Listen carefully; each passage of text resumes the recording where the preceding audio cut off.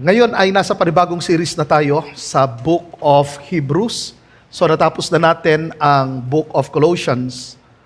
Alam niyo ang Book of Colossians at Book of Hebrews ay parehas ang kanilang tema, pero magkaiba ng focus. Katulad nung itinuro ko sa inyo last year about sa Book of Colossians, sinabi ko sa inyo na ang main theme nito is the supremacy and sufficiency of Christ. Magkaparehas din sila ng Book of Hebrews na the supremacy and sufficiency of Christ. So ano pagkakaiba ng dalawang ito? Sa Book of Colossians, nakafocus siya sa kung sino si Jesucristo. Sa Book of Hebrews naman ay nakafocus sa ginawa ni Jesucristo at sa patuloy na ginagawa ng Panginoong Jesus. So sa pag-aaral na ito, syempre kailangan nating makita muna ang kabuuan ng book at titignan natin kung ano nga ba ang book na ito, bakit mahalaga ang Book of Hebrews. So ang pag-aaralan natin sa unang lesson natin ngayon sa Book of Hebrews is the perfect Christ who calls His people to maturity. Nung tayo ay nanampalataya kay Jesucristo, kailangan na tayo ay mag-grow na mag-grow. Nag-start tayo sa pagiging baby, pero hindi tayo mananatiling baby. Kaya sa unang pag-aaral na ito, unang titignan natin why the Book of Hebrews matters. First is to warn drifting believers. Anong nangyari sa mga mananampalataya? Kapag sinabi nating salitang drifting, ginamit mismo ito sa chapter 2 ng book na ito, na ang ibig sabihin ng drifting away ay yung unti-unting umaalis, unti-unting lumalayo, umiiba ng daan. So ang drifting ay hindi biglaan, kundi unti-unti. Yan ang nangyari sa mga mananampalataya nung time na yon. Unti-unti silang lumalayo kay Kristo. Umiiba sila ng daan. Active pa rin naman sila sa church, pero ano nangyari sa kanila? Mayroong pagpapabaya. Meron silang mga napapabayaan sa kanilang spiritual life. Hindi sila nag-ingat, hindi sila naging mapagbantay. Nawala sila mismo sa tinatawag na spiritual focus. Ganyan ang nangyayari sa maraming mga Kristiyano. Hindi biglang nawala sa daan ng Panginoon, pero unti-unti na palang nalalayo kay Jesucristo. Pangalawa, because spiritual drift is real. Kung paano nangyari rin sa mga mananampalataya na unti-unti silang nalalayo sa ating Panginoong Hesus, ganun din ang nangyayari sa 21st century ng mga Kristiyano. Maraming mga Kristiyano hindi nila namamalaya na unti-unti na pala silang nalalayo kay Kristo. At kung anong sitwasyon nila noon, ay ganoon din ang sitwasyon sa nangyayari ngayon. Kung titignan natin kasi, ang maraming mga mananampalataya, ang naging problema, wala yung tinatawag na full alertness. Tinuro ng Bible na maging mapagbantay tayo. Maging maingat tayo.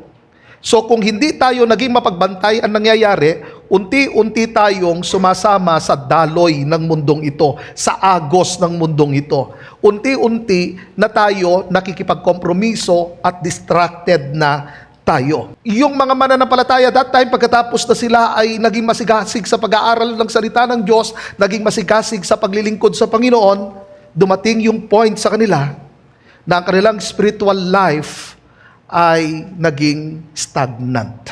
Bakit nga ba nalayo ang maraming mga mananampalataya? Ang nangyari sa kanila, hindi na sila ganon na nakikinig ng salita ng Diyos. Nawawala na yung kanilang desire sa prayer. Ang church, fellowship para sa kanila ay nagiging optional. At ang kasalanan ay ginagawang maliit na bagay. So kapag ang church, kapag ang isang Kristiyano bihira ng makinig ng salita ng Diyos, nawawala na ang desire niya sa pananalangin, ginagawang optional ang fellowship, at pinapaliit niya at pinapagaan niya ang kasalanan, unti-unti na talaga siyang nalalayo sa Panginoon. Ganyan ang nangyari sa first century Christians.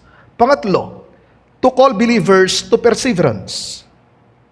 Ang major theme ng Book of Hebrew is endurance, pagtitiis. Ang mga mananampalataya, meron silang malakas na simula. Pero ang malakas na simula ay hindi sapat. Ang pananampalataya dapat nagpapatuloy, nananatiling matatag, nananatiling malakas, nananatiling loyal kay Christ. Kaya nga tinawag sila na mag-persevere. Tinawag silang magtiis. So nung time kasi na yon, matindi ang mga persecution na nararanasan ng mga mananampalataya. Matindi ang mga nararanasan nilang pagsubok sa buhay. Maging ang kanilang mga businesses that time ay affected. Kaya tinawag sila na magtiis sa kabila ng mga nangyayari sa kanila. Kaya makikita natin yan sa mga susunod na mga pag-aaral natin. So tinitignan muna natin ang kabuuan ng ating pag-aaral bago sa mga susunod na mga weeks. Kasi kailangan natin makita ang big picture nito. Pang-apat, to show the supremacy of Christ. Isa sa mga pangunahing dahilan kung bakit sinulat ang Book of Hebrews ay upang ipakita mismo si Jesus Christ ay superior saan? Kay Moses, superior siya sa mga angels, superior siya sa mga prophets, superior siya sa mga priest, at higit sa lahat, superior siya sa Old Covenant. Kaya nga, ang foundation mismo rito ay perseverance, warning mismo sa paglayo sa Panginoon, at ang faithfulness. Bakit ipinakita mismo ng author ang supremacy ng ating Panginoong Hesus? To prevent drift.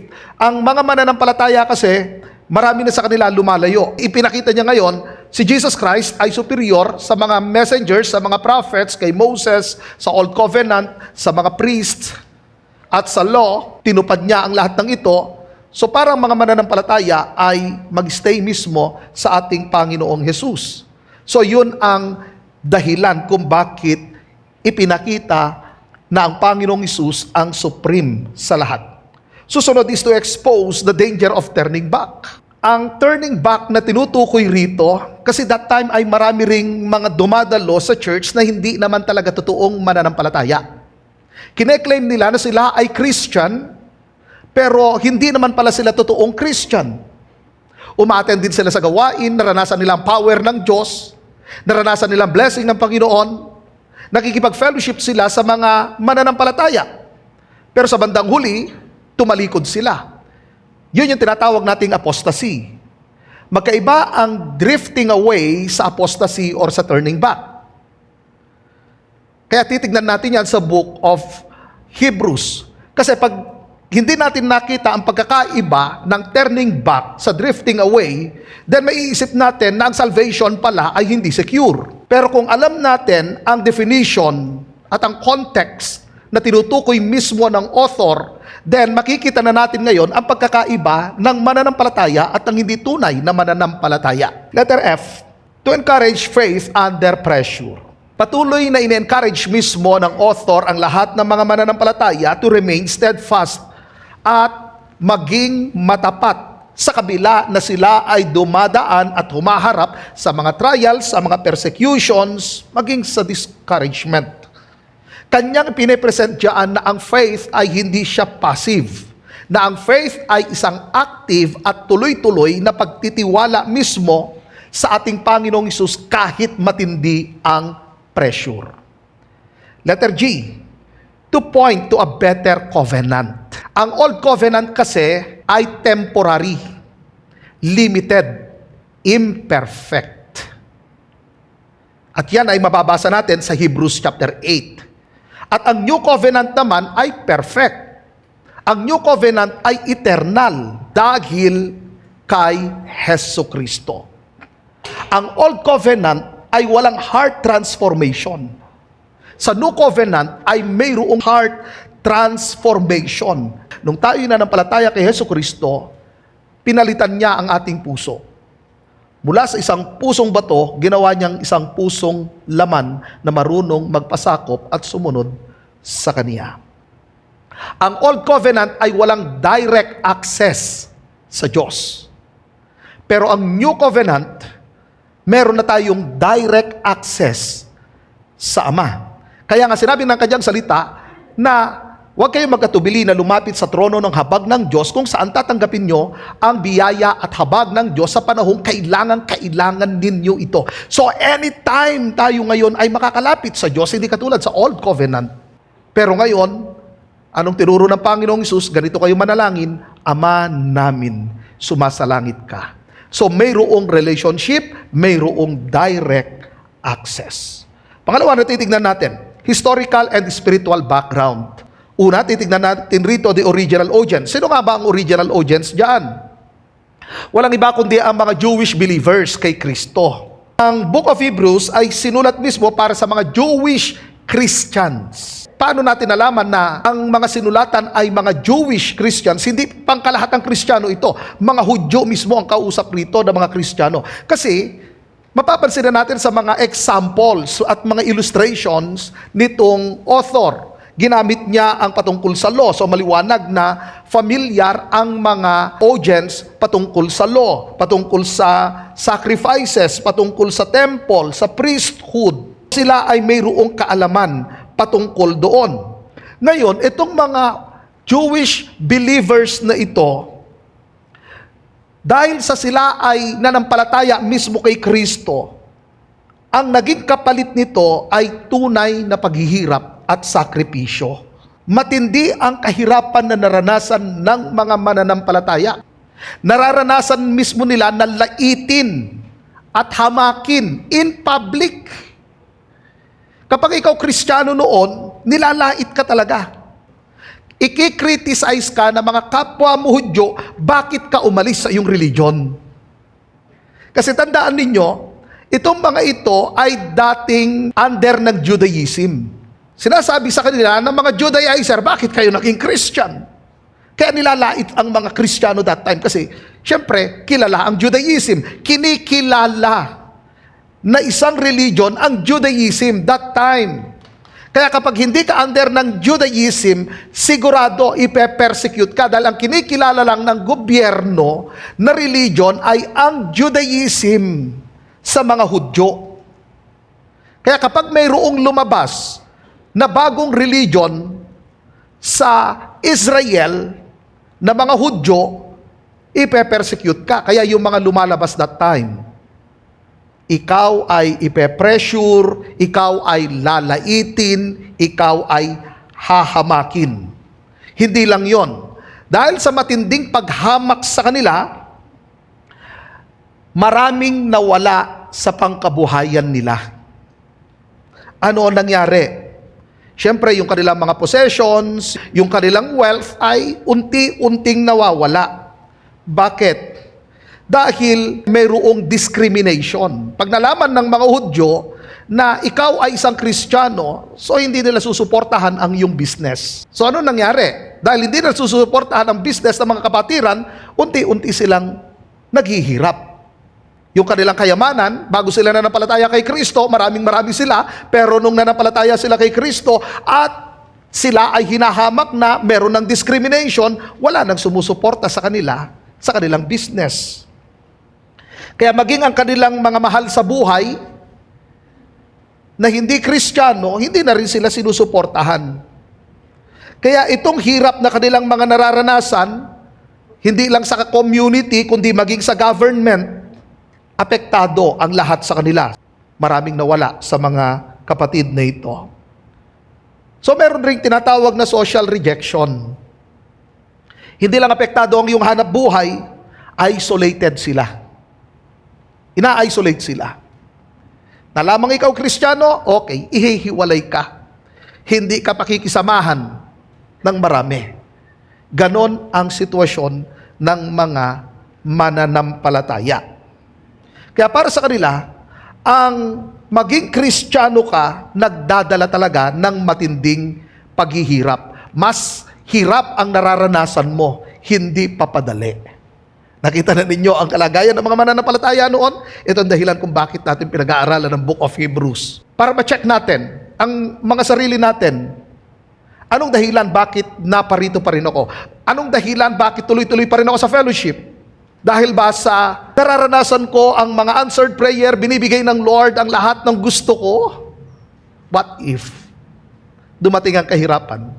dumating ang persecution, in-isolate ka, magpapatuloy ka pa rin ba kay Kristo? Or babalik ka sa dati? Second is the temptation they face. Ano ba ang kinakaharap nilang tukso? Dahil sa matinding pressure, mayroong mga persecution, ina-isolate sila, mayroong discrimination. Marami ng mga Kristiyano ang gustong bumalik sa kanilang dating religion. Kasi nga, pag bumalik ka sa Judaism, wala na yung pressure. Wala na yung i-isolate ka. Wala na yung persecution. Hindi na ulit mamomroblema sa business kasi alam mong susuportahan ka na ulit. Yun yung isa sa mga tukso na kinakaharap nila. Isa pang tukso na kinakaharap nila ay yung bumalik sila sa visible ceremonies. Kasi nga, nasanay sila sa yung nakikita nila. Yung paghahandog nila ng hayop, patungkol sa temple. Nasanay sila ron. Gusto kasi nila yung, basta't nakikita ng aking dalawang mata, kaysa yung magtiwala kay Kristo na hindi nakikita. So maliwanag, itong mga Jewish Christians na ito, na sinulatan, hindi nila nakita physically talaga ang Panginoong Hesus. Ang nakasanayan ng mga ito, pag sila ay naghahandog or sila ay nagwo-worship sa Diyos, nasanay sila sa mga visible ceremonies kaysa ang magtiwala sa Panginoon. Isa pang temptation sa kanila ay yung sumunod sa tinanggap na religion. Siyempre, tanggap nga ng Roman government ang Judaism. Pagdating sa mga Hudyo, pag merong na-start na iba, delikado. Ngayon, pag ikaw ay bumalik sa old religion, wala nang ganung problema. Kaya isa sa temptation, nasanay ako sa marami, balik na lang ako doon sa old religion kahit mali ang tinuturo. Yun ang naging mindset. Kasi nga, ang tao, ang pagiging natural ng isang tao, ang gusto ko, tanggapin ako ng tao. Yun kasi ang habol natin. Kaysa ang tanggapin tayo ng Panginoon. Yun ay isang matinding challenge sa 1st century at ganoon din sa 21st century. Ang central question sa Hebrews ay, why move forward in Christ when going back feels safer?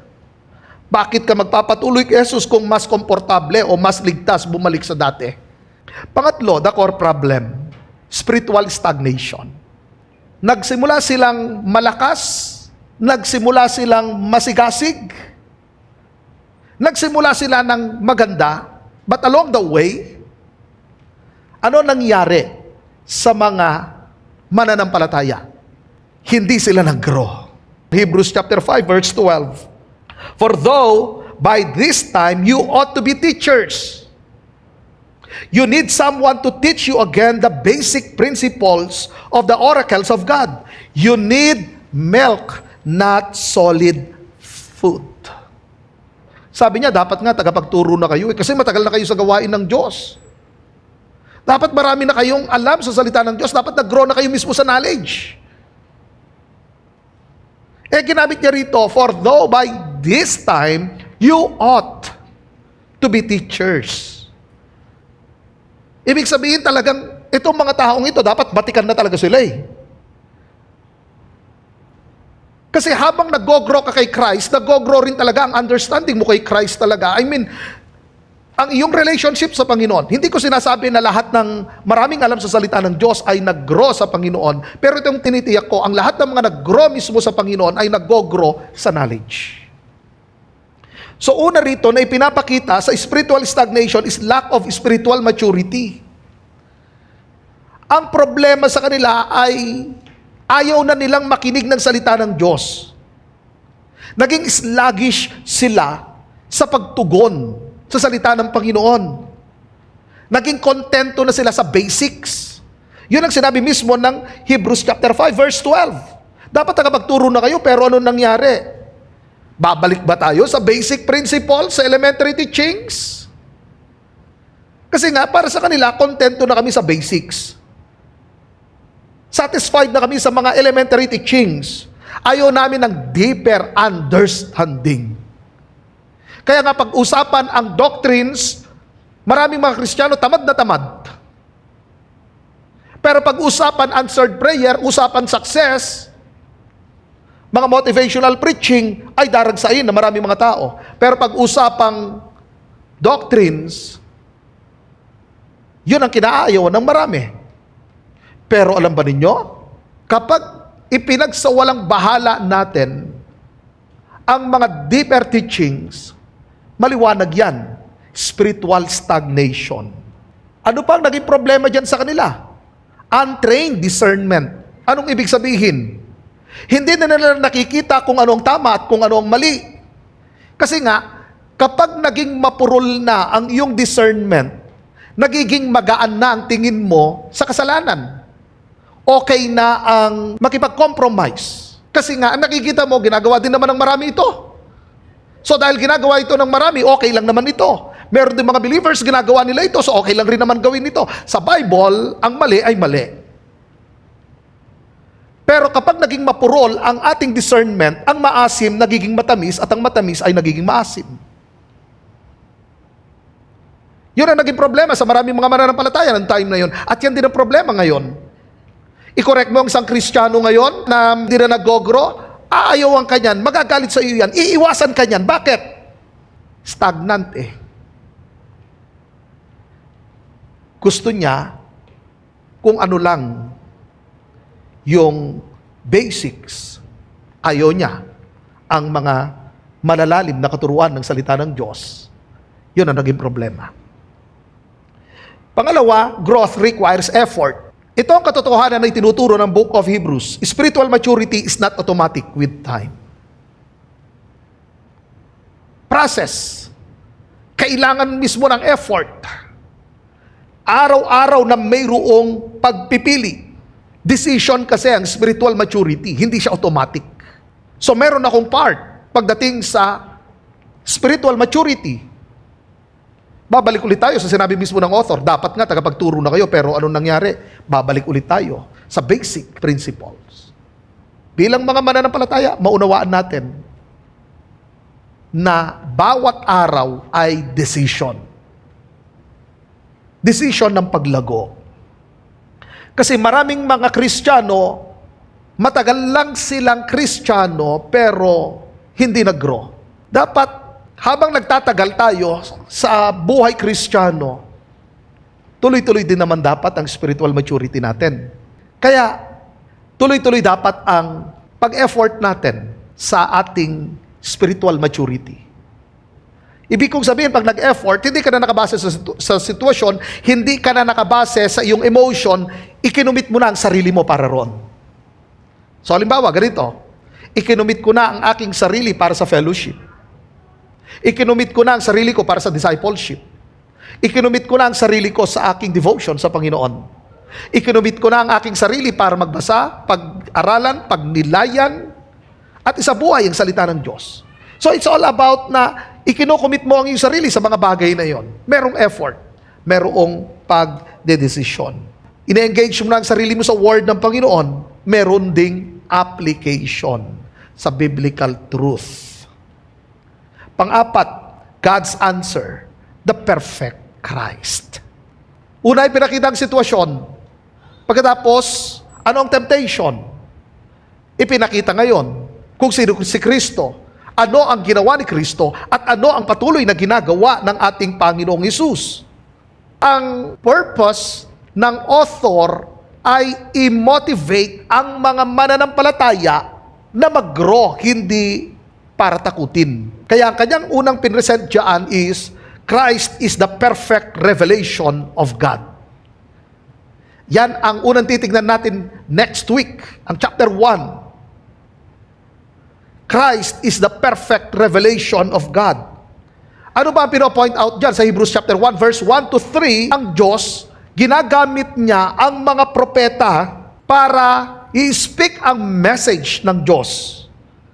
Para i-reveal ng Diyos ang kanyang sarili. Pero partial lang ito. Kaya hindi nila nauunawaan ng kabuuan ang Diyos. Napakalimit lang. Kaya paulit-ulit ang mensahe. Konti lang ang kanilang understanding sa Panginoon.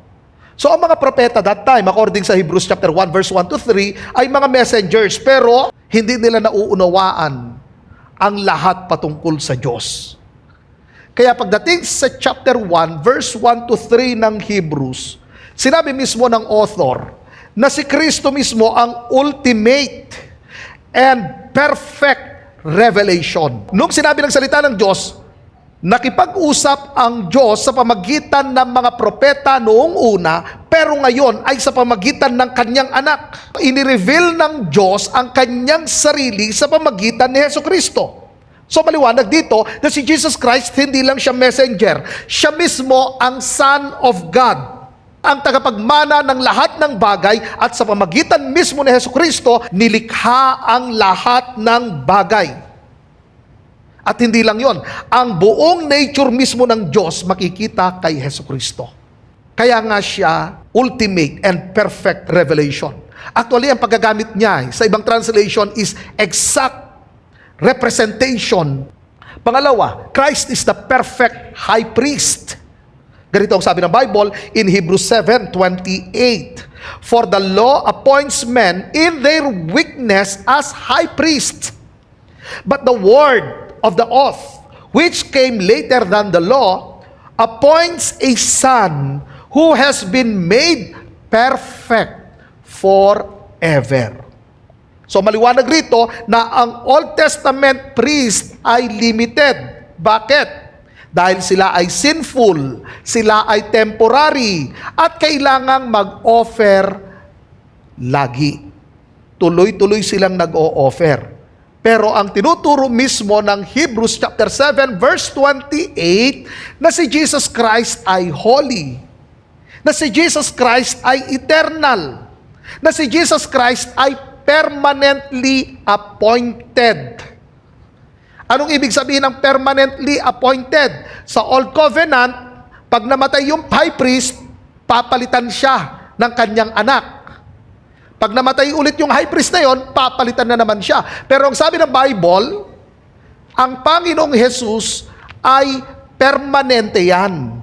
Ibig sabihin, hindi nawawala ang kanyang pagiging saserdote. Siya ang walang hanggang saserdote. Kaya nga ang presentation ng Book of Hebrews, na pagkatapos inihandog ni Jesus ang kanyang sarili, umupo siya sa kanan ng Ama.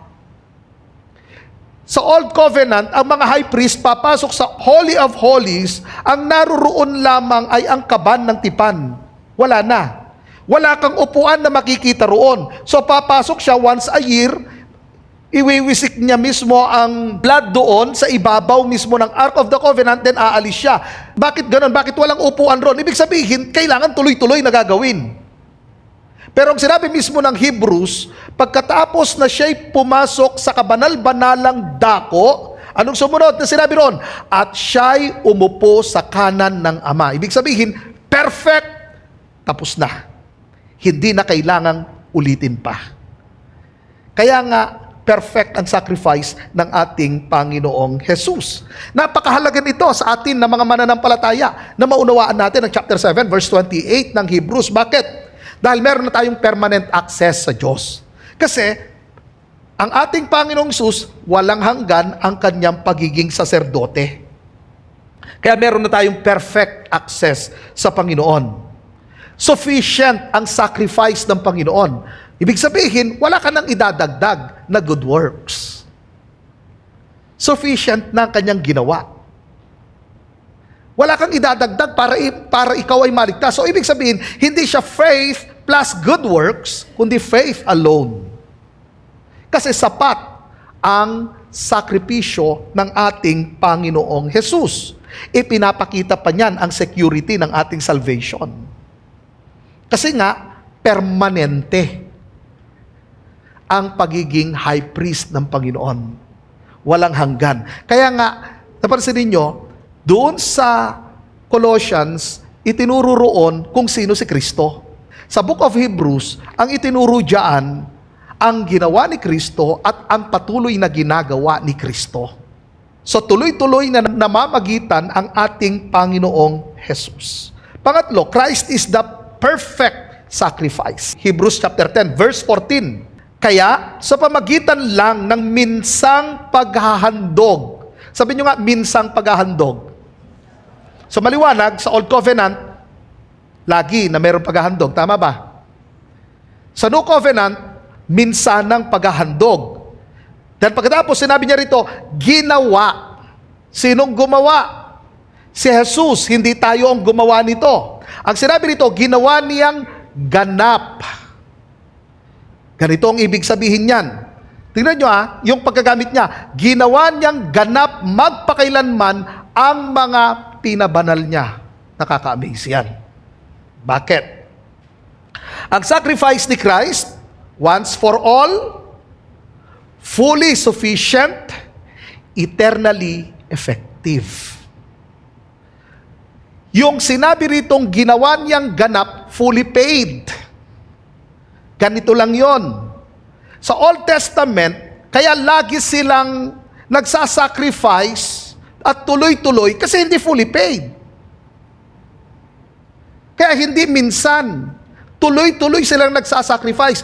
Hindi nila kayang bayaran ang lahat. Kasi maliwanag ang sinabi mismo ng Book of Hebrews na ang dugo ng mga hayop hindi naman talaga nagtatanggal ng kasalanan, nagtatakip lang. So ano pino-point out ron? Bakit pa sila nagsasacrifice? Kasi naniniwala sila darating ang araw mafo-fully paid na. Kaya sinabi ng Panginoong Jesus, it is finished. Ang ginamit niya, tetelestai, fully paid. Binayaran niya na ng buo kasi sa Old Covenant, hindi fully paid. Ang problema pa ron, hindi pa natatanggal ang kanilang kasalanan. Kaya maganda mabasa natin or maunawaan natin ang Ephesians chapter 4, verse 8 to 10, na nagkakasundo ang mga mag-aaral ng salita ng Diyos na lahat ng mga mananampalataya sa Old Covenant, ipinapakita roon ang Sheol or ang Hades, dalawa mismo nahahati. Meron doon sa mga napahamak, meron doon sa mga hindi napahamak na inaaliw sila. Pero pagdating ni Kristo, ano nangyari? Sinabi roon, iniakyat sila sa langit. Kasi fully paid na. Yun ay yung mga mananampalataya, mga Old Testament saints. Kaya magandang basahin ninyo ang Ephesians 4, 8 to 10. Iniakyat na ni Kristo ang lahat ng mga Old Testament saints sa langit. Kaya yun ang sinabi ng Panginoong Jesus sa John 14:6, I am the way, the truth, and the life. No one comes to the Father except through me. Walang makakapunta sa langit kung wala si Kristo. Hindi ang mga dugo ng hayop kasi nga hindi ka kayang bayaran, hindi ka kayang linisin ang dugo ng hayop. Kung kaya naman pala ng hayop, ng dugo ng hayop, na bayaran ang kasalanan ng tao at dalhin sa langit ang tao, then hindi na kailangan ang ating Panginoong Jesus.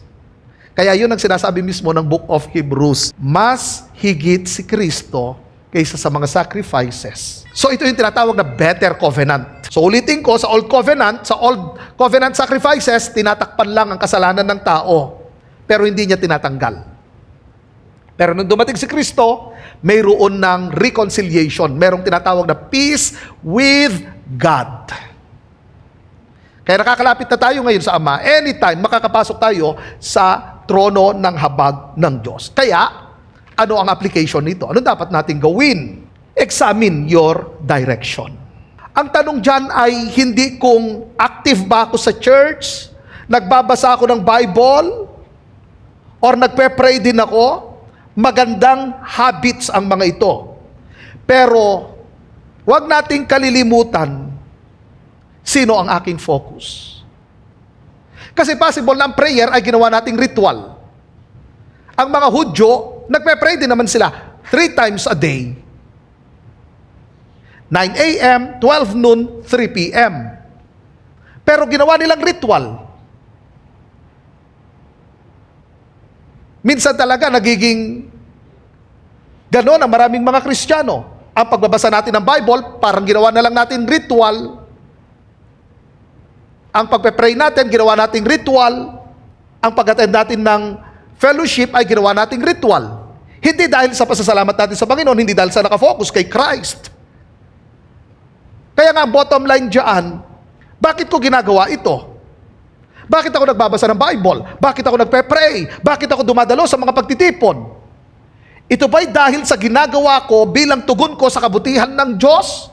Or para plus points ito sa langit? Ay, delikado yon. Kapag ganon ang ating mindset.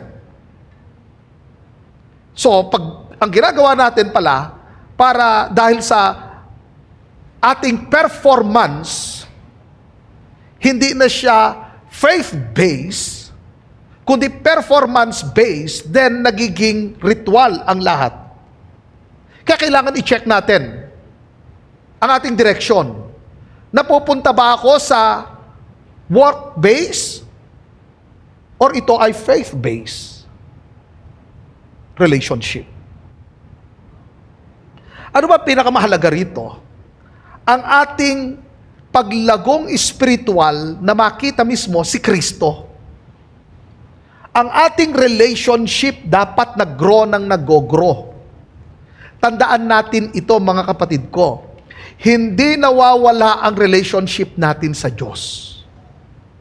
Dahil mismo sinabi ng John chapter 8, ang anak ay mananatiling anak magpakailanman.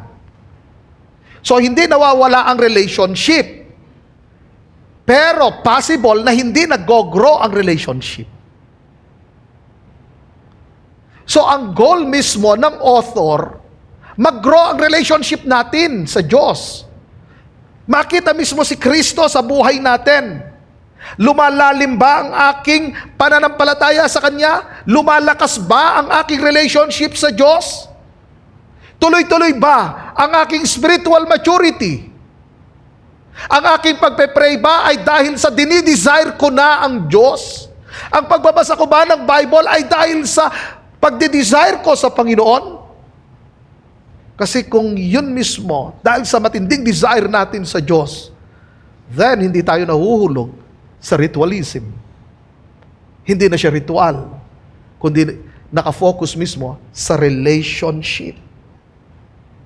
So ang tanong na gusto ng Hebrews na sagutin natin ay, are we pressing forward in Christ or are we content to stay at a spiritual standstill? Tuloy ba tayo sa paglalakad na kasama mismo ang ating Panginoong Jesus? Or kontento na tayong nakahinto, nakatigil sa spiritual growth? Kaya maraming mga Kristiyano, ang kwento nila ay noon, grabe ako magpagamit sa Lord. Ay noon, on fire ako. Ay noon, kahit saan, pumupunta ako para i-share ang salita ng Diyos. Ang tanong ko, kumusta naman yung ngayon? Kumusta naman yung ngayon?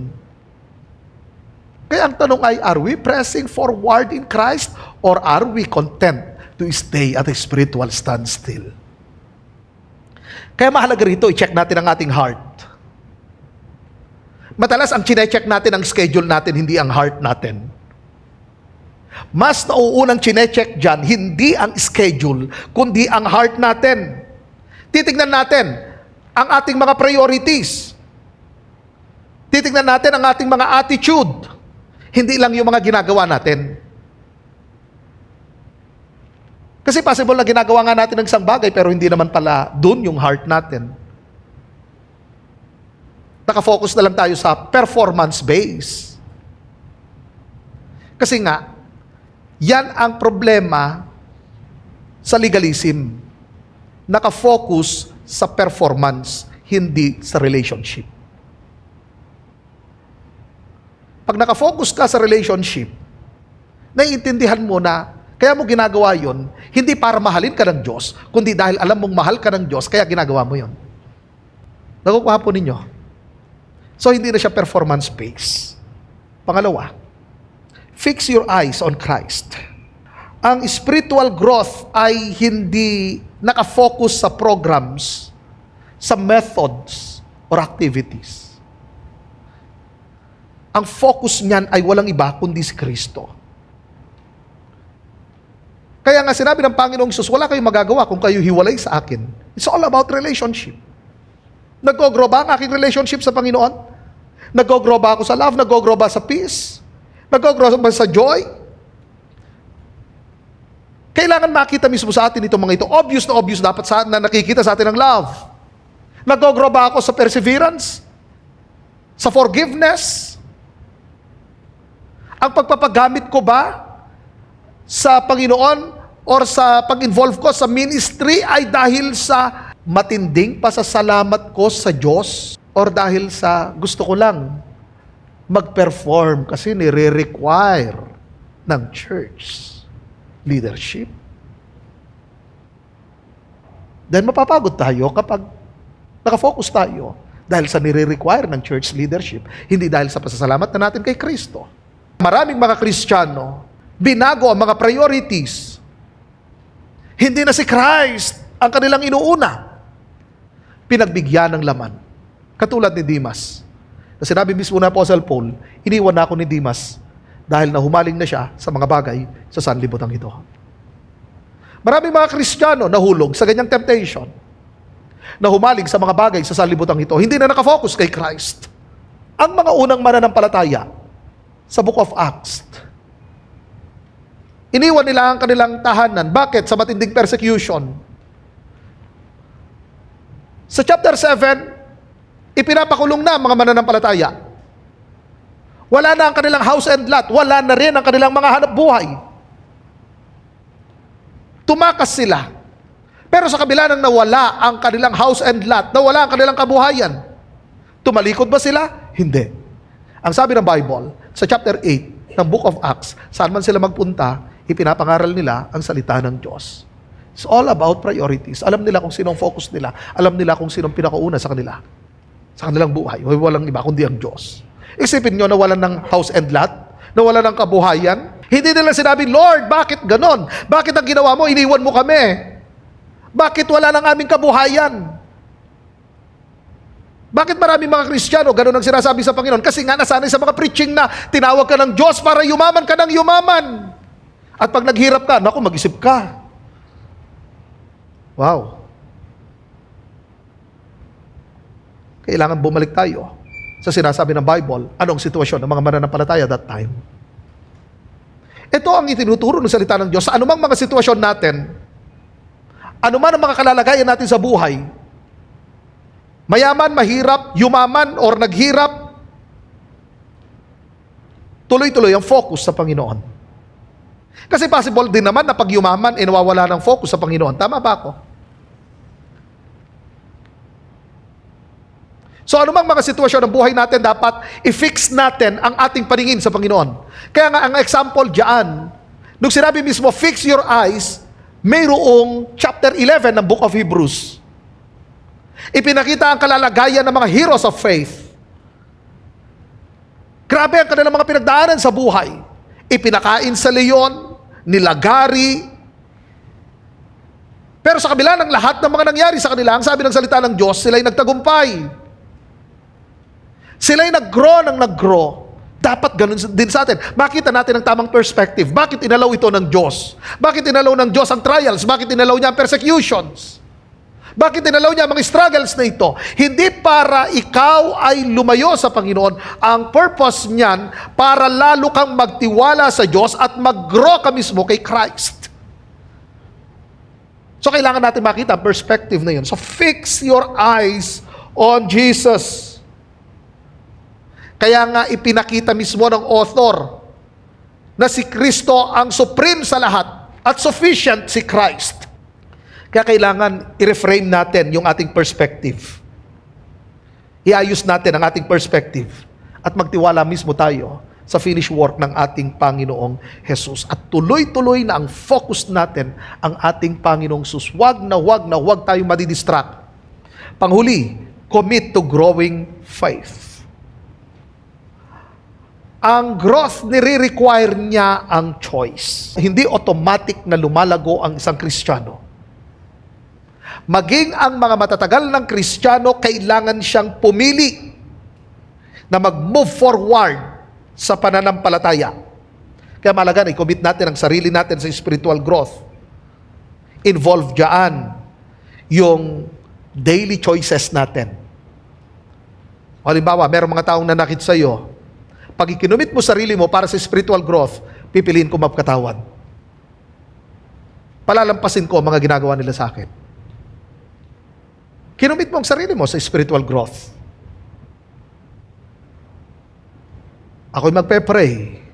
Ako'y magbabasa ng salita ng Panginoon. Yan yung tinatawag nating daily intentionality. Pinili natin na i-commit ang ating sarili sa paglago. At hindi lang yon. Pag sinabi natin commit growing to faith or commit to growing faith, ipinapakita niyan yung mag-persevere tayo. At sa ating pagtitiis, hindi tayo nagre-reklamo, kundi sumusunod tayo. Ang mga mananampalataya, grabe ang pagtitiis na marami sa kanila. Marami rin naman na natili talaga sa kanila na hindi magreklamo, sumunod pa rin sila sa Panginoon sa kabila ng hirap na kanilang pinagdaraanan. Kaya mahalaga rito na i-commit natin ang ating mga sarili sa paglago. Intentional yan everyday. Kaya i-check natin ang mga schedule natin, ang ating mga pag-uugali, ang ating mga pananalita, ang pakikitungo natin sa ating kapwa. Lahat yan nakakomit sa paglago ng ating pananampalataya. Kaya sa journey na ito ng ating pag-aaral sa Book of Hebrews, samahan niyo po kami na sabay-sabay tayong mag-grow. Amen? Tapusin natin ang pag-aaral na ito, walang mag-a-absent. Tapusin natin ang buong book na ito at syempre, hindi lang basta't mapag-aralan natin ito, i-commit na natin ang sarili natin sa spiritual maturity. Sabay-sabay tayong lalago sa kabila na marami tayong mga temptations, nakakaharapin na mga struggles, na mga trials, at mga discriminations, or maaring inihiwalay ka na ng mga kaibigan mo dahil sa hindi ka na nakikipag-compromise, tuloy-tuloy pa rin tayong lalago sa Panginoon. Amen?